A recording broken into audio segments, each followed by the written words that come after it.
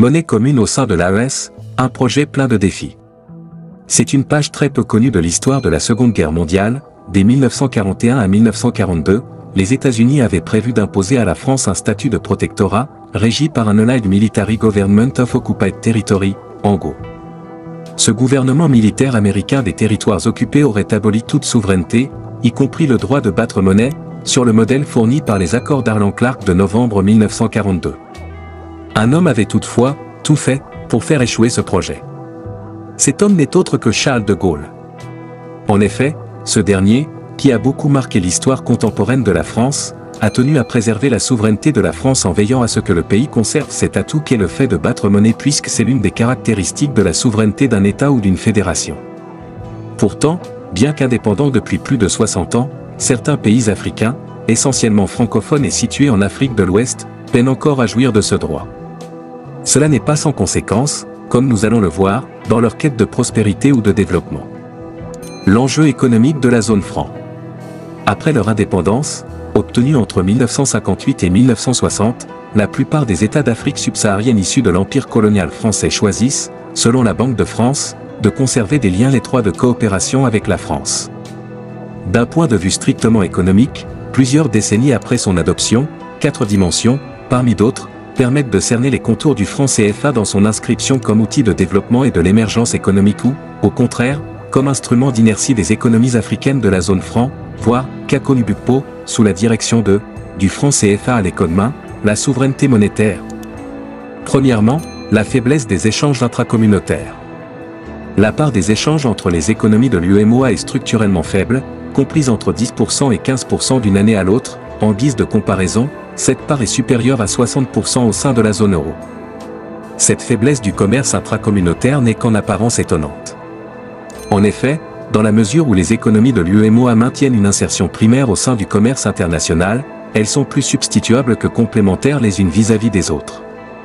L'exemple typique est celui du coton, dont la fibre issue de l'égrenage est exportée à 97% sans transformation.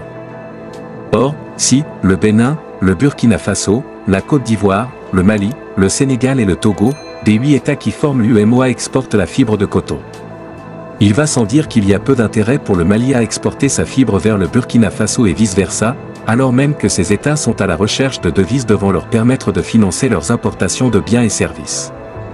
De fait, l'extraversion réelle des économies de l'UEMOA rend quasiment sans intérêt le fait de partager la même monnaie, en l'occurrence le franc CFA. Deuxièmement, une compétitivité prix des économies de l'UEMOA en berne. Les économies de l'UEMOA souffrent d'un problème de compétitivité prix à l'export, du fait de l'arrimage du franc CFA à l'euro, monnaie forte s'il en est. Or, une monnaie forte agit comme une taxe sur les exportations et une subvention sur les importations, rendant difficile l'obtention de l'équilibre de la balance commerciale. Troisièmement, un sous-financement chronique des économies de la zone franc.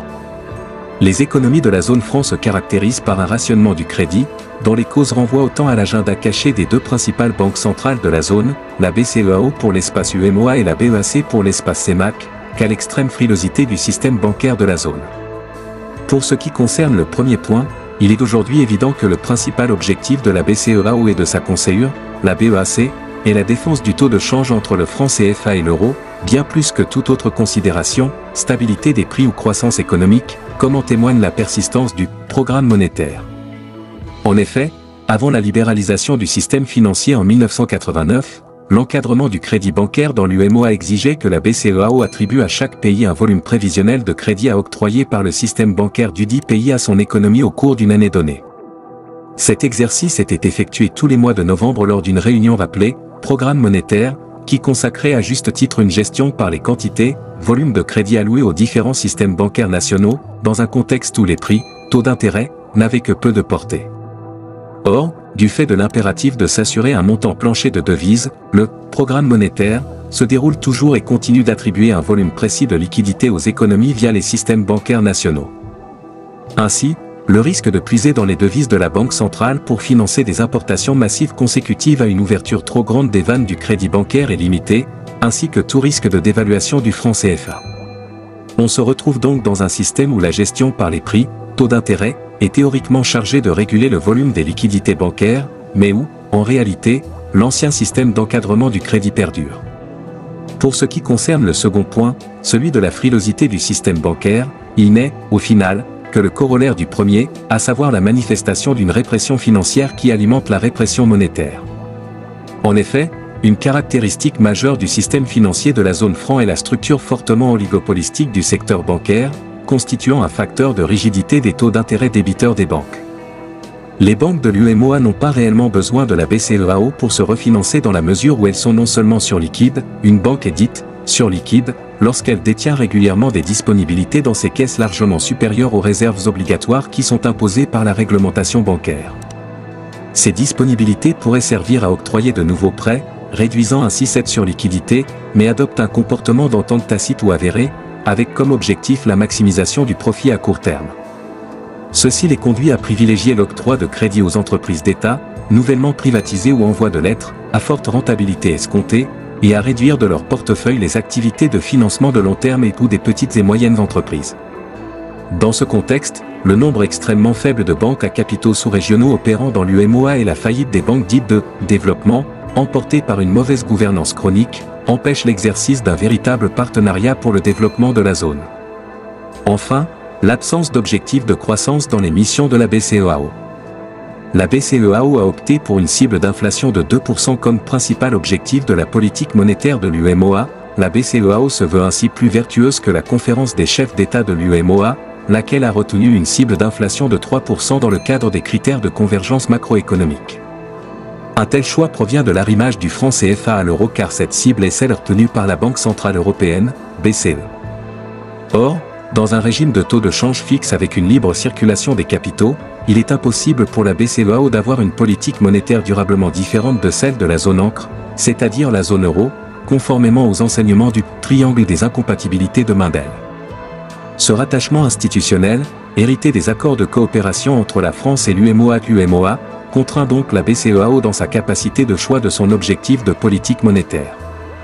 En effet, dans un régime de change fixe, l'inflation contribue, du fait de la perte de compétitivité qu'elle engendre, à la détérioration progressive des comptes extérieurs et à la surévaluation du taux de change, fragilisant ainsi la parité entre les monnaies.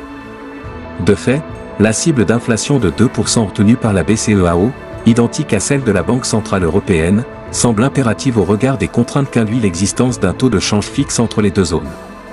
Cette cible peut ne pas être problématique si l'on retient le principe suivant lequel, ce qui est bon pour la zone euro est bon pour la zone CFA. Rien n'est moins sûr cependant, au regard de la pertinence de cette cible d'inflation pour la zone euro, en but aux critiques d'économistes d'obédience keynésienne, mais surtout, ici, en termes de pertinence pour la zone UEMOA, les défis qui se posent à ces pays en développement sont autrement plus complexes et la contribution potentielle de la monnaie à la réalisation de la croissance économique devrait pouvoir susciter une large réflexion. L'adoption d'une telle cible d'inflation peut, en effet, sembler exagérément restrictive pour des économies qui auraient besoin de 7% de croissance du PIB pour réduire de moitié la pauvreté de leur population. Il est étonnant de constater que la BCEAO se préoccupe si peu de croissance et de développement économique. Au final, la politique monétaire de la BCEAO est, partant, la gestion du franc CFA, souffre incontestablement d'un déficit de contextualisation du rôle et des missions d'une banque centrale et de la monnaie, dans le contexte d'économies en développement parmi les plus pauvres du monde, faiblement monétarisées et bancarisées. L'arrivée des militaires au pouvoir peut-elle occasionner la rupture? À la lecture de ce qui précède, de nombreux points interrogent et témoignent d'une certaine servitude monétaire, à laquelle les pays de la zone franc sont victimes. En théorie, l'adhésion aux différents accords de coopération avec la France constitue toujours un choix libre et souverain des États parties prenantes. Certains pays y mettent ainsi fin, à l'instar de la Mauritanie, 1972, et du Madagascar, 1973. À l'inverse, le Mali conclut une convention bilatérale avec la France en 1967, avant d'adhérer à l'Union monétaire ouest-africaine, UEMOA, en 1984. Quant au Togo, il a fait l'amère expérience avec l'assassinat de son premier président, Sylvanus Olympio, qui avait décidé de battre une monnaie qui devrait s'appeler le franc togolais. Cette ambition lui a coûté la vie le 13 janvier 1963. Autant d'éléments montrant le caractère délicat, voire dangereux de la question. Pour autant, est-ce une raison pour jeter l'éponge? Au contraire. De surcroît quand on sait que certaines libertés ne s'obtiennent que par le prix du sacrifice. Et les nouvelles autorités semblent conscientes de cela et déterminées à faire évoluer la donne. En effet, depuis leur arrivée au pouvoir, les militaires des trois pays n'ont cessé de faire preuve d'audace en dénonçant divers accords jugés préjudiciables, sur le plan économique, notamment, pour leur pays. Visiblement, ce n'est qu'un début plus qu'elles souhaitent aller plus loin en s'attaquant à un des vestiges coloniaux qui continuent de faire de la résistance, le franc CFA. Et un fait conjoncturel les pousse à aller encore relativement plus vite, à savoir les sanctions économiques qui leur sont actuellement imposées à la suite de changements de régime. En effet, l'État du Niger, par exemple, se voit privé de nouvelles injections de liquidités. Seules les banques commerciales reçoivent en moyenne 400 milliards de francs CFA par semaine pour faire fonctionner l'économie à minima. Cette situation, combinée aux autres sanctions que subissent aussi le Burkina et le Mali, semble accélérer leur processus d'intégration entamé récemment avec la création à venir d'une banque d'investissement et d'une monnaie commune. L'objectif semble clair, en finir avec le franc CFA, une monnaie dont le fonctionnement a montré ses limites depuis des décennies et permettre à ces trois pays de recouvrer la véritable souveraineté. Certes, l'idée peut paraître séduisante dans des pays en quête de souveraineté puisque la monnaie comporte effectivement cette dimension. Toutefois, il convient aussi de rappeler qu'une monnaie reflète la prospérité, la puissance et le dynamisme de la zone où elle est émise et où elle est censée circuler. Or, la coexistence de trois pays présente de nombreuses incertitudes dont la dissipation risque de prendre du temps en raison de nombreuses fragilités qui les caractérisent comme la question de la mauvaise gouvernance politique et économique ou la structure de leurs échanges qui portent essentiellement sur des biens et services à faible valeur ajoutée et qu'il faut corriger impérativement pour éviter le risque de l'effondrement des trois économies. À cela s'ajoute la nécessité d'accroître de la vigilance. En effet, en raison de son caractère stratégique, le projet de création de monnaie commune peut faire l'objet de torpillage par ses détracteurs dans la sous-région, lesquels ne ménageront sans doute aucun effort pour le mettre en échec. Et cela pourrait se faire de plusieurs manières. Comme le fait de chercher à amadouer, par exemple, les porteurs du projet avec des dons en numéraire, de la corruption. Ou tout simplement d'ordre symbolique comme la récente visite du gouvernement de la BCEAO à Bamako, une visite qui n'a rien d'anodin compte tenu du contexte caractérisé par des tensions palpables entre l'institution et les trois pays, qui sont par ailleurs, sous sanction. En définitive, les États n'ont pas d'amis, ils n'ont que des intérêts, disait le général de Gaulle. Ils peuvent avoir intérêt à coopérer avec tel ou tel autre État ou de ne pas le faire. En tout état de cause, il leur revient, et à personne d'autre, de définir et de défendre leurs propres intérêts en fonction de leur géographie, de leur histoire, des sentiments et des intérêts moraux et matériels de leur peuple. Le Burkina, le Mali et le Niger, iront-ils jusqu'au bout du projet? Le temps nous le dira.